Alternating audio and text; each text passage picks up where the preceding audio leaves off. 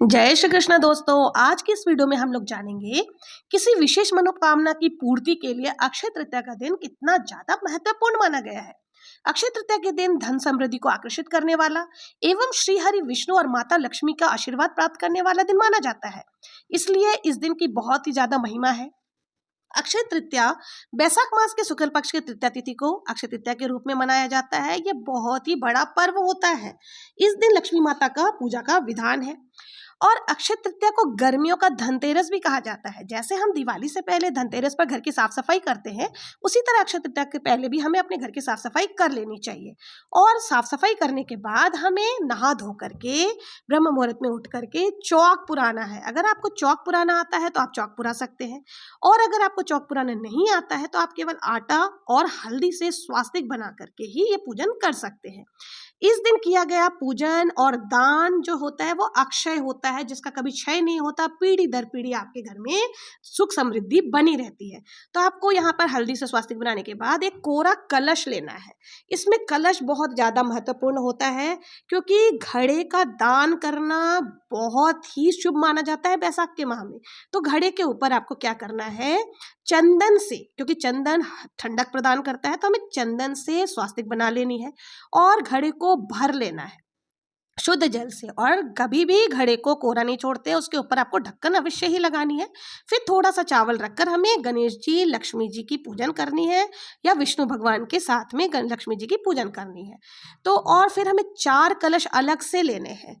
4 कलश लेकर के हमें उस पर भी सब में जल भर लेना है और फूल आप अर्पित कर दें। और जो भी ऋतु फल इस समय होता है, जैसे ककड़ी हो गए, खरबूजे हो गए, जो आपको मिल जाए आपको वो अर्पित करनी है। तो सभी कलश के ऊपर हम एक एक ऋतु फल रख देंगे। मैंने यहाँ आम रखा है, ककड़ी रखा है, तो आपको जो मिल जाए आपको उसी से पूजन करनी है। उसके बाद हमें सारे कलशों पर कंठ तक मौली धागा अवश्य ही बांधनी है।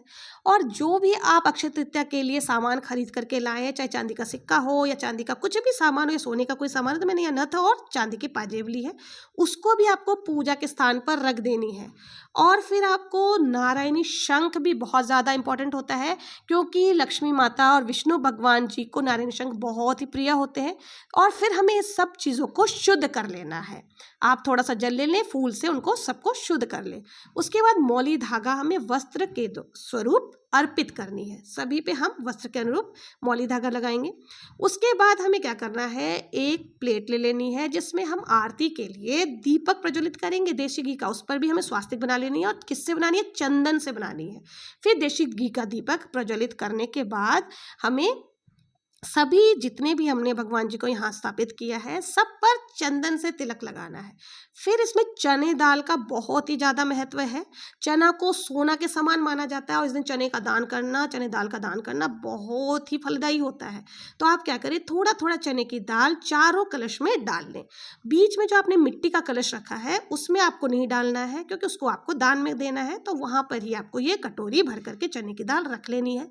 साथ ही आप गेहूं का भी दान कर सकते हैं, यथासंभव जितना आपको हो आप गेहूं का दान भी अवश्य ही करें।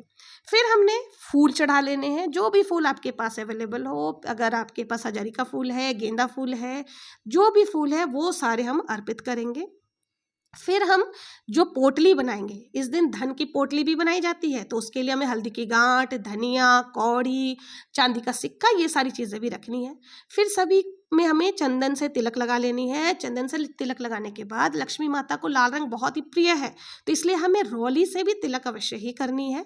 तिलक लगाने के पश्चात हम आरती करेंगे।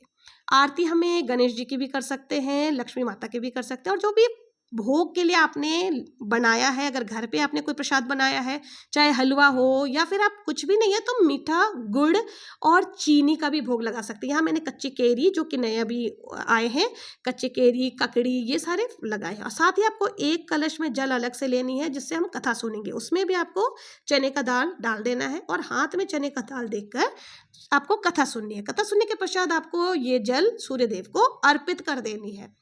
और उसके बाद फिर जो भी आपने यहाँ पे प्रसाद स्वरूप चढ़ाया, पहले आरती कर ले। आरती में आपको गणेश जी की भी आरती करनी है और लक्ष्मी माता की भी आरती करनी है। आरती करने के बाद हमें हाथ जोड़ करके अब क्षमा याचना करनी चाहिए कि जो भी पूजा में चूक हुई हो या भूल चूक हुई हो उसके लिए माफ़ी चाहते हैं। उसके बाद आप जल लेकर के आचमन अवश्य करें। 5 बार आचमन करने के बाद आपकी ये पूजा संपन्न होती है। पूजा करने के बाद जब तक दीपक जल रहा है आपको इस चौकी को नहीं हिलाना है। जब ये दीपक हो जाए तब आप जो ये कलश है, कलश को तो आपको किसी को भी चने की दाल और कुछ मीठा रख करके दान स्वरूप दे देनी है। अगर आपके कोई लेने वाला नहीं है, कोई ज़रूरतमंद इंसान नहीं ले रहा है, तो आप उस कलश में जल भर करके घर में भी इस्तेमाल कर सकती हैं। और जो ये नारायणी शंख हमने पूजा में रखा था उसको आपको लाल वस्त्र में लपेट कर अपने पूजा के स्थान पर या जहाँ आप धन रखते हैं वहाँ रख देना है। और ये जो भी फूल है, सारे फूलों को आपको इधर उधर नहीं फेंकना है। आप इसको किसी गमले में डाल दें, ये खाद बन जाएगा। और इस तरह से आपकी अक्षय तृतीया की पूजा पूर्ण होती है। और आप भगवान से निवेदन करें कि हे माँ, मैं जो ये पूजा कर रही हूँ उसको आप स्वीकार करो और मेरा धन संपदा अक्षय रहे, मेरे घर में सुख। और इस प्रकार आप उस कलश को दान कर सकते हैं। और दान करते समय आप ध्यान रखें कि दक्षिणा अवश्य ही रखनी है, क्योंकि दक्षिणा के बिना कोई भी दान पुण्य नहीं माना जाता। बाकी जो कलश हमने 4 लोटे अलग से रखे थे पूजा के स्थान पे, और जो भोग है उसे हमें अपने परिवारजन के साथ ग्रहण कर लेना है। बैसाख माह में गर्मी से राहत देने वाली चीज़ों का दान करना बहुत ही शुभ माना जाता है। तो इसलिए आप प्रयास करें कि इस बार कलश जरूर से दान करें। मेरा वीडियो पसंद आया तो please like share and subscribe.